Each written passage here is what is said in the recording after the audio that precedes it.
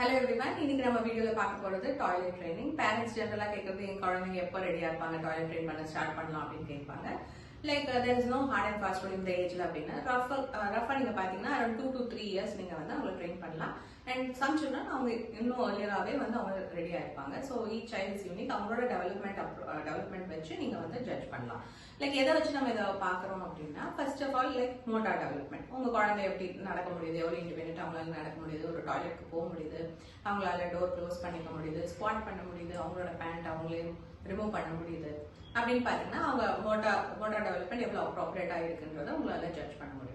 அடுத்தது நீங்க பாத்தீங்கன்னா லாங்குவேஜ் டெவலப்மெண்ட். ஸோ அவங்களால வந்து அவங்களோட பேசிக் நீட்ஸ் நான் டாய்லெட் போகணுன்றது வந்து 2 word phrases mummy toilet, mummy சுச்சு, அந்த மாதிரி 2 word phrases around 2 years of age எல்லா சில்ட்ரனும் சொல்ல ஆரம்பிப்பாங்க. அந்த மாதிரி அவங்களால இண்டிகேட் பண்ண முடியுதா?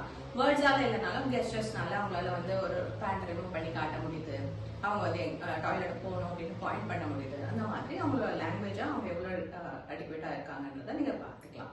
அண்ட் அவங்களுக்கு எவ்வளவு அளவுக்கு பிளாடர் கெப்பாசிட்டி இருக்கு. ஃபார் எக்ஸாம்பிள் நியூ பார்ன் பாத்தீங்கன்னா ஒரு 30 ml அவங்களால பிளாடர் ஹோல்ட் பண்ண முடியும். இது ஈச் இயர் அவங்களுக்கு வந்து 30 ml இன்க்ரீஸ் ஆகிட்டே இருக்கும்.